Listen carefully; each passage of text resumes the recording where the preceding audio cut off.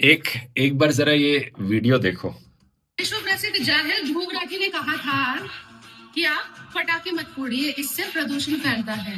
तो इसीलिए प्रदूषण फैलाने की जिम्मेदारी हम सभी ने अपने कंधों पर ले ली और हम खूब जमकर पटाखे फोड़ रहे हैं। इतने बोलने हैं कि सारे खत्म कर दो इस साल को। तो बहुत से लोगों ने रिक्वेस्ट करी थी। अब मैं कहना चाहूंगा कि खाने में कभी गोबर मत खाना, क्योंकि गोबर सेहत के लिए हानिकारक होता है।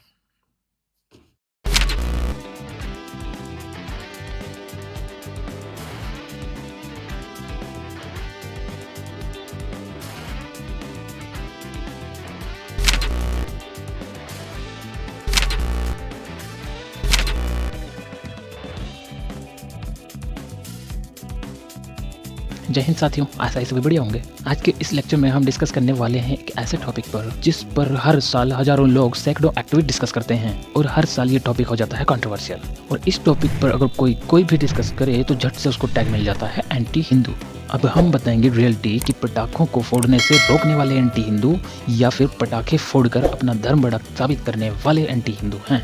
पटाखों पर बहुत से कानूनी रोक हैं, लेकिन फिर भी कुछ लोग अपनी गदही हरकतों से बाज नहीं आते। ट्रैफिक पॉल्यूशन, इंडस्ट्रियल पॉल्यूशन और स्टबल बर्निंग, ये सब एक ब्लेम गेम है।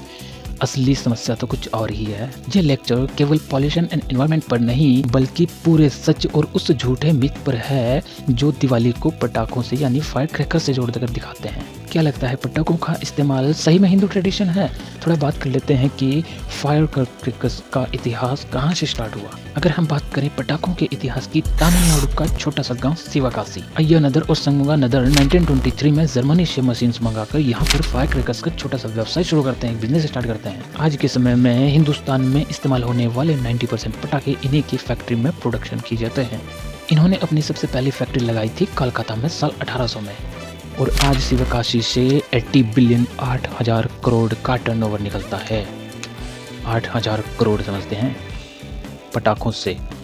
और अगर बात 8,000 करोड़ की ही हो रही है तो भैया आज ही की न्यूज़ स्क्रॉल कर रहे थे हम, 8,000 करोड़ उत्तराखंड राज्य सरकार को भी आवंटित होने वाला है किसी परियोजनाओं का शिलान्यास करने हेतु। तो प्रधानमंत्री श्री नरेंद्र मोदी जी और मुख्यमंत्री श्री हमारे पुष्कर सिंह धामी जी। अब उस 8,000 करोड़ में से कितना एडवर्टाइजिंग में जाएगा, कितना कहाँ जाएगा, कितना लगेगा, कितना दिखेगा, कितना रील में होगा, कितना रियल में होगा, ये सब तो भविष्य बताएगा। 1,000 करोड़ तो धामी जी अपने एडवर्टाइजिंग में उड़ा ही चुके हैं। इस पर भी डिस्कस करेंगे कुछ समय में। लेकिन सबसे बड़ा सवाल ये आता है इन सब के बाद कि क्या इससे पहले फायर क्रैकर्स का कोई नामो निशान नहीं था या फिर थे? इनकी हिस्ट्री जुड़ी है ब्रिटिशर्स और नवाब्स के टाइम से। फायर क्रैकर्स का असली ओरिजिन है चाइना और इसके अलावा हिंदुस्तान जा भी कहाँ सकता है, एक ही तो मात्र सहारा है। प्रधानमंत्री श्री नरेंद्र मोदी जी तो स्वदेशी के झुंझुने देते रहते हैं, बोले छोटी आंख वाले, छोटी आंख वाले।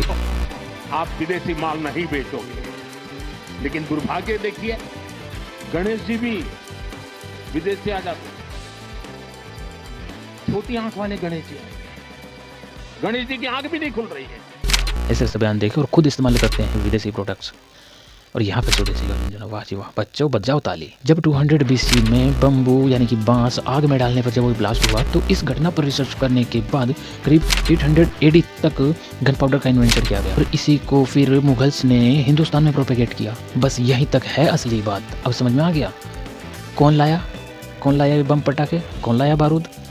अरे भैया ये तो दुश्मन बताते हैं इस्लाम को, और भैया इस्लाम का ही लाया हुआ आप अपना शान बता रहे हो।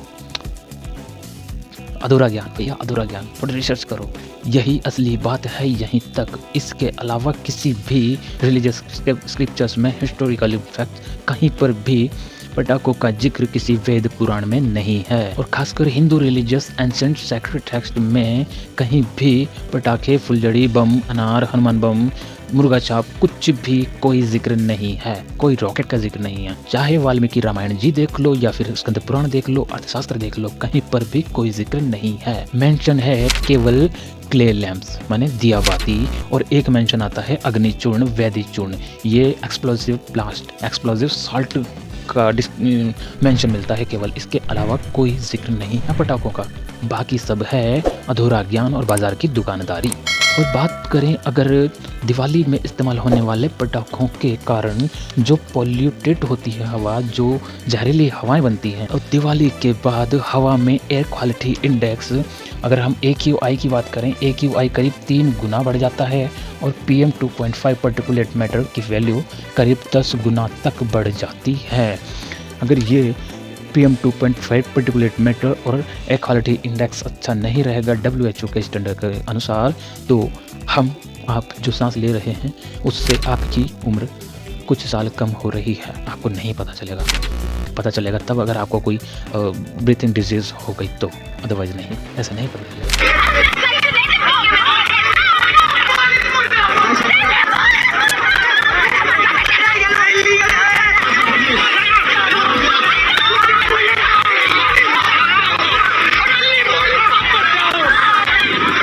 मुझे सांस लेने का अधिकार है एक ऐसे वक्त जब यहां की सरकार प्रदूषण के आंकड़ों को छुपा रही हो। इंडिया गेट में जो प्रदर्शन हुआ है ना दोस्तों, इसे सामान्य मत समझिएगा। जब दिल्ली में अलग अलग जगहों से लोग मिले, ये एक गैर राजनीतिक प्रदर्शन था जहां लोग सांस लेने के अधिकार को लेकर प्रदर्शन कर रहे थे। हमारा एक ही मुद्दा है, वो है साफा का, और ये प्रॉब्लम बहुत सालों से चल रही है लेकिन कोई एक्शन नहीं लिया जा रहा है। ये हमारे कॉन्स्टिट्यूशनल राइट्स का वायलेशन है और कोई ना कोई एक्शन लेना जरूरी है। हम 10 साल से इस बात से जूझ रहे हैं, हर बार हमें कुछ ना कुछ बोल के टरका दिया जाता है, लेकिन किसी को नहीं पड़ी है सिटीजंस की हेल्थ की, सिटीजंस के राइट की। It is a violation of article 21, our right to life. We don't have clean air to breathe. मुझे नहीं पता हम किस चीज का इंतजार कर रहे हैं और हम क्यों नहीं एक्शन ले रहे हैं। यहाँ पे इतनी सारी पुलिस खड़ी है, यहाँ पे पीसफुल प्रोटेस्ट चल रहा है, लेकिन हम लोगों को धक्के मार के निकाला गया है, लोगों को घसीटा गया है, बसों में भरा गया है। हमें प्रोटेस्ट करने का भी अधिकार नहीं है। अभी 2025 की दिवाली के बाद हवा में PM 2.5 का वैल्यू 168 से बढ़कर करीब 488 म्यू ग्राम पर मीटर क्यूब हो गया। बात समझ में आ रही है? PM 2.5 का वैल्यू 168 से करीब 488, आई थिंक 158 है शायद, 158 से करीब 488 म्यू ग्राम पर मीटर क्यूब।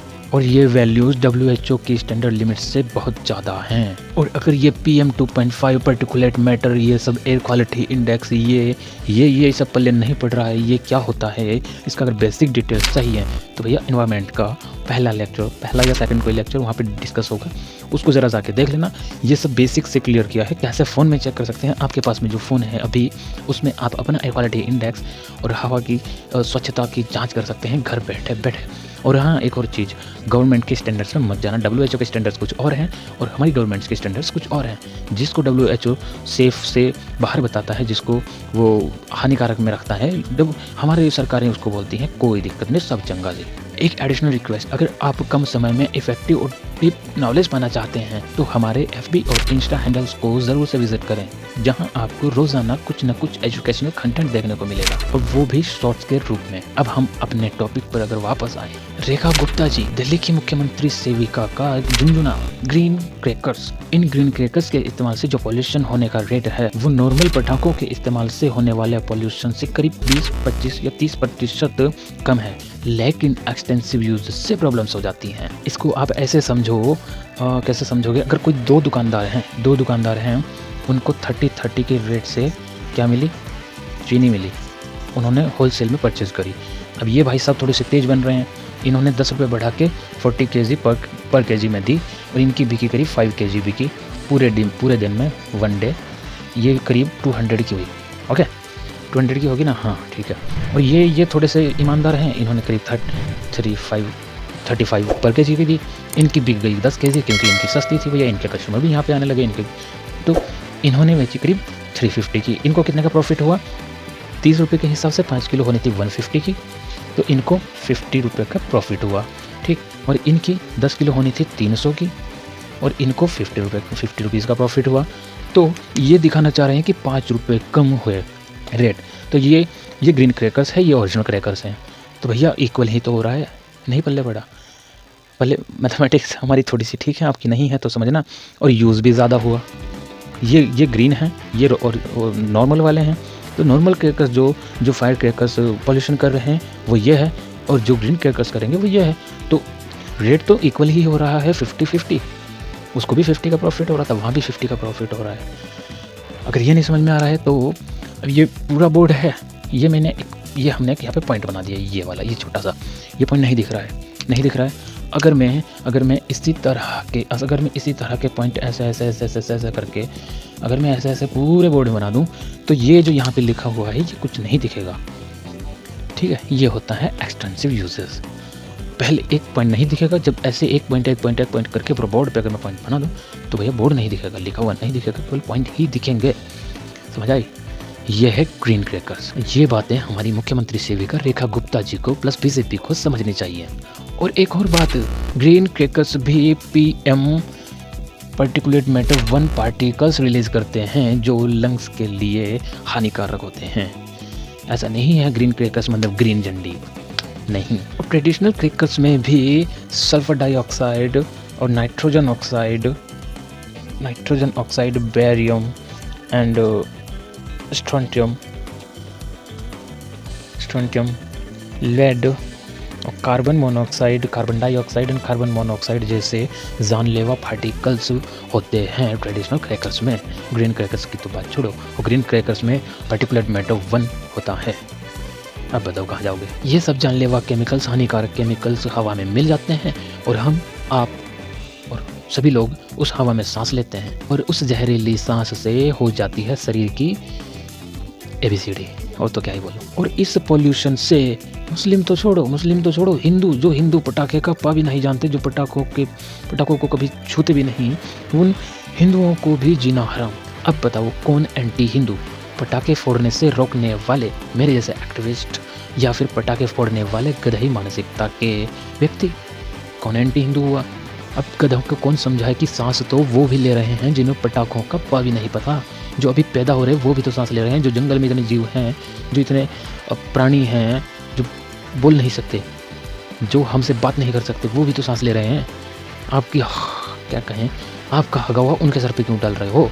इन सब पॉल्यूशन से जितने भी मरीज बनेंगे उनका इलाज क्या आपके पाँव करवाएंगे? कौन से वेद पुराण में लिखा है तुम बिना फुलझड़ी के, बिना अनार के दिवाली नहीं मना सकते? हिंदुस्तान में 3.5 करोड़ लोगों को अस्थमा है। दुनिया भर में जितने लोग अस्थमा से मरते हैं उसमें से 50% लोग भारत के होते हैं।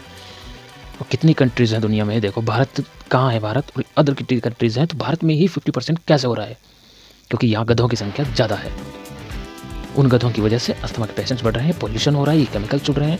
ठीक है, ये सब हो रहा है उन गधों की वजह से, और उन गधों की वजह से, इन हरकतों की वजह से जिन लोगों को पटाखों का पा भी नहीं पता, वे लोग अस्थमा का शिकार हो रहे हैं। 8,000 करोड़ के पटाखे जलाता है हिंदुस्तान। अरे इन गधों को, 8,000 करोड़ के पटाखे जलाने वालों को, इन गधों को एक बार हिंदुस्तान का हंगर इंडेक्स दिखाओ जरा। भूखमरी से कितने बच्चे भूख से मर रहे हैं हिंदुस्तान में, बता रहे हैं गरीब देश है। 8,000 करोड़ में तुम आग लगा रहे हो गधों, और फिर बोल रहे हो कि भूखमरी है भारत में। क्या करें, ये तो रब की इच्छा है। अब कुछ अफलातून आएंगे यहाँ पे टपकेंगे, भैया ले सनातन धर्म का अपमान, हिंदू धर्म का अपमान, और भी तो कोई कारण है, उन पर भी बोलो। वाई टारगेटिंग हिंदूज ओनली, पूरे साल भी तो पोल्यूशन होता है, ये होता है वो होता है। तो भैया जी बात है ऐसी, दिवाली है, दिवाली पे बोलेंगे। जब ईद थी, ईद पे बोला था, और कोई फंक्शन था उस पे बोला था। ठीक है, जब भी कोई भी इंसिडेंट इन्वायरमेंट पर होगा तो हमारा डिस्कशन इन्वायरमेंट पर ज़रूर होगा, क्लाइमेट चेंज पर ज़रूर होगा, ग्लोबल वार्मिंग पर ज़रूर होगा। ठीक है, हमने तो बात की, आपने नहीं देखा, इट्स नॉट माई फॉल्ट। 1-1 घंटे के लेक्चर्स हैं, चाहे ईद की बात कर लो, ईद पर भी इतनी बहस हुई है, देखो जरा आप जाके। आपने नहीं देखा तो हमारी गलती है भैया, हमने तो बात की, 1-1 घंटे के लेक्चर्स हैं, आपने नहीं देखा तो हमारी गलती तो नहीं है। और आप ये भी नहीं कह सकते कि you are targeting only Hindus में। हम तो भैया सब चीज़ पे डिस्कस कर रहे हैं। अब आप बताओ कौन है एंटी हिंदू? जो ये 8,000 करोड़ के बम पटाखे फोड़ के अपने ही हिंदुओं भाइयों को अस्थमा का बीमारी फैलाने वाले देशद्रोही एंटी हिंदू हैं, या फिर बम फोड़ने से रोकने वाले एक्टिविस्ट एंटी हिंदू हैं? आपकी 4 रात की चांदनी, वैसे तो भैया पूरे महीने भर चलता है, लेकिन हम 4 चांदनी की बात कर रहे हैं बस। आपकी 4 चमकीली रातों की वजह से हर एक शहर गैस चैम्बर बन जाता है। इन 4 रात की चांदनी में जिस तरह से पोल्यूशन हो रहा था ना भैया, ये कम से कम 4-5 दिन तक, मैं पर्सनली अपना बता रहा हूँ, मैं भैया छत पे नहीं गया था 4-5 दिन तक, स्टूडियो के अंदर, घर के अंदर, वरना छत में पूरे 12, 1-1, 2-2 बज जाते हैं छत में। नहीं गया था भाई, नहीं गया था, गंदगी है, गंदगी, गधे की हरकतें दिख रही थी मुझे चारों तरफ। तो ऐसा इरिटेशन फील हो रहा था ना कि भैया ये जो सब गधे की हरकतें कर रहे हैं, इनको एक एक पकड़ो और गड्ढे का चैम्बर खोलो और इनकी मुंडी करो अंदर आहुति और बंद 2 घंटे के लिए। फिर वहाँ से जब 2 घंटे बाद गजनी बन के निकलेंगे ना, तो पता नहीं होगा कहाँ से आए थे, कहाँ जाना है। फिर महसूस होगा कि हाँ, जो पटाखे नहीं जला रहा है उनको कैसा फील हो रहा है उन पटाखों की बदबू से। और मैं हिंदू फैमिली से बिलोंग करने के बाद भी मुझे इन सब पटाखे, आतिशबाजियों से, इन चमकीली रातों से क्यों दिक्कत है इतनी, यही सोच रहे हो? तो भाई जी सुनो, मेरा मेडिकल अनफिट है। एक्सरे चेस्ट एक्सरे में ब्रोंकिएक्टिस के स्पॉट्स हैं, ठीक है? तो मुझे तो दिक्कत होगी, मुझे क्यों दिक्कत नहीं होगी? मैं क्यों नहीं बोलूँगा ये बताओ ना मुझे। भैया मैं इन्हीं सब पॉल्यूशंस के कारण मैं असफल रहा हूँ, तो मैं इन सब पे बात क्यों ना करूं और हम पॉल्यूशन करने वालों की क्लास क्यों ना लगाएं, ये बताओ ना मुझे। और अगर बात करें ब्लेम गेम की, भैया ये फार्मर्स का स्टबल बर्निंग 77% तक कम था, लेकिन पॉल्यूशन तो उतना ही था। तो भैया मेन ओरिजिन वो नहीं था पॉल्यूशन का। हर बार तो उसको ब्लेम कर देते कि भैया स्टबल बर्निंग पराली जला रहे हैं किसान। अब किसको ब्लेम करोगे? सुप्रीम कोर्ट सर्वोच्च न्यायालय ने केवल ग्रीन क्रैकर्स ही अलाउ किए गए थे, लेकिन भैया ग्राउंड रियलिटी तो कुछ और ही होती है, सब कुछ फॉलो नहीं होता ग्राउंड पर। मार्केट में काउंटरफिट प्रोडक्ट्स भी आ गए, इलीगली बैन क्रैकर्स भी बिके, और ग्रीन क्रैकर्स भी PM1 पार्टिकल्स भी रिलीज करते हैं, जिससे लंग्स में डीपली इफेक्ट होता है, नेगेटिव इफेक्ट होता है। रियल सॉल्यूशन तभी आएगा जब क्रैकर्स पर 24/7 बैन रहे। फर्स्ट एंड लास्ट ऑप्शन यही है। इसके अलावा कुछ भी कर लो, ग्रीन कर लो, येलो कर लो, पीला कर लो, लाल नारंग, कुछ भी कर लो, कुछ फर्क नहीं पड़ेगा भैया। 24/7 ban on fire crackers, that's my point of view. ये पटाखे केवल इंसान हवा को ही नहीं बल्कि जमीन और पानी को भी पॉल्यूट करते हैं भाई जी। और इस पॉल्यूशन से छोटी स्पीसीज पर भी, जमीन के अंदर रहने वाली स्पीसीज भी, पानी में रहने वाली स्पीसीज पर भी नेगेटिव इम्पैक्ट देखने को मिलता है। परक्लोरेट रॉकेट में यूज होने वाला केमिकल मिट्टी में मिल जाता है और पानी को कंटेमिनेट कर देता है, जिससे थायराइड जैसी प्रॉब्लम्स देखने को मिलती हैं। लो विंड स्पीड और कोल्ड टेम्परेचर की वजह से पॉल्यूटेंट ट्रैप हो जाते हैं और नेक्स्ट मॉर्निंग तक हवा जहरीली हो जाती है। तो इन सब समस्याओं का समाधान कैसे निकले? सॉल्यूशन की बात करें तो सॉल्यूशन क्या है? हमें कल्चरल शिफ्ट करना पड़ेगा। ग्रीन क्रैकर्स एक छोटा सा स्टेप है, जरूरत है एक लार्ज स्केल पर कोई स्टेप लेने की। पब्लिक फायरवर्क्स शो पर शिफ्ट होना चाहिए। मेरी राय में तो 24/7 बैन होना चाहिए, लेकिन फिर भी अगर किसी की आस्था है, कोई ज़्यादा ही भावनाओं में है, तो भैया उनके लिए पब्लिक शो लगाना चाहिए। भैया आपके एक गांव का इस पॉइंट पर इतना लिमिटेड पटाखों से आप जो भी करना चाहे अपना कर्तव्य करिए। As my point of view, शादी ब्याह फंक्शन स्पोर्ट्स हर जगह 24/7 ban on fire crackers. Community rangoli diyas और ट्रेडिशनल डांस पर फोकस करना चाहिए। चाइना ने फायर क्रैकर्स बैन किया तो उनकी एयर क्वालिटी इंप्रूव हुई। हिंदुस्तान में public transport, construction dust, industrial pollution, burning, coal mining पर स्ट्रिक्ट एक्शन होना चाहिए। अवेयरनेस फैलानी पड़ेगी, कैंपेन्स चलाने पड़ेंगे। इंडिया का नेशनल क्लीन एयर प्रोग्राम शुरू हुआ था, NCAP शुरू हुआ था 2019 में, लेकिन 6 साल तक 2025 तक कोई पॉजिटिव रिजल्ट नहीं है। एनवायरमेंटल मिनिस्ट्री ने लास्ट ईयर के बजट का केवल 1% पॉल्यूशन कंट्रोल पर खर्च किया। इन सब मुद्दों पर भी सीरियस एक्शन की जरूरत है। तो इन सब प्रकरण का कंक्लूजन क्या निकलता है, कॉल टू एक्शन क्या बनता है? दिवाली जो है अधर्म पर धर्म की जीत, असत्य पर सत्य की जीत का प्रतीक है, भाईचारे का प्रतीक है, प्रकाश का प्रतीक है, उत्साह का प्रतीक है, लाइट रंगोली का प्रतीक है, फ्रेंडली बिहेवियर का प्रतीक है, और मर्यादा पुरुषोत्तम श्री राम जी के मर्यादाओं का प्रतीक है, ना कि ये गधई हरकतें करके धुआं से प्रदूषण फैलाने का प्रतीक है। अगर हम ट्रेडिशन को, एनवायरमेंटल को ध्यान में रखते हुए फॉलो करेंगे तो हमारी प्लेनेट अर्थ सुरक्षित रहेगी। अगर अर्थ सुरक्षित रहेगी तो वायुमंडल सुरक्षित रहेगा, वायुमंडल सुरक्षित रहेगा तो हम आप होमो सेपियंस इंसान इस धरती पर एग्जिस्ट करते रहेंगे। सभी लोग क्लीन एयर में सांस ले सकेंगे। अगर ये global warming, climate change, environmental जो भी डैमेज आप करेंगे तो भैया कार्बन एमिशन होगा। इसका रिजल्ट आपको इन फ्यूचर 50-60-100 सालों में जरूर देखने को मिलेगा और दिन ब दिन दिख रहा है। ये हमारा डिस्कशन था आप तक सही जानकारी पहुंचाने के लिए। It's for educational purpose only, और वो भी ट्रेडिशन, हिस्ट्री, साइंस फैक्ट्स के साथ। अगर आप अभी भी अंत तक बने हुए हैं तो इस पूरे कन्वर्सेशन पर आपकी शिकायत और सुझाव जरूर दीजिए। खुश रहें, सदा मुस्कुराते रहें। धन्यवाद।